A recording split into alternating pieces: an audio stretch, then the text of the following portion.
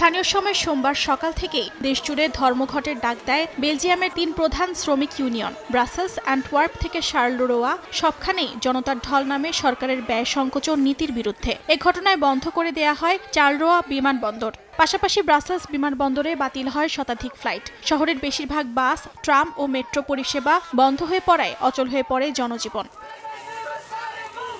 সরকারের ঘোষিত ব্যয় সংকোচন পরিকল্পনায় বেকার ভাতা সর্বোচ্চ ২ বছরের মধ্যে সীমিত রাখা, শিশু ভাতা হ্রাস ও ভ্যাট বৃদ্ধির মতো পদক্ষেপের ইঙ্গিত পাওয়া যায়। প্রধানমন্ত্রী বার্ট দে ভেবার সরকারের পেনশন গ্রহণের বয়স ও কর্মদিবস বাড়ানোর প্রস্তাবে সবচেয়ে বেশি ক্ষুব্ধ হয় দেশটির শ্রমিক ইউনিয়নগুলো। সামরিক ও রেলখাত সহ কয়েকটি পেশার বিশেষ পেনশন সুবিধা বাতিলের সিদ্ধান্ত প্রতিবাদের আগুনে ঘি ঢালে।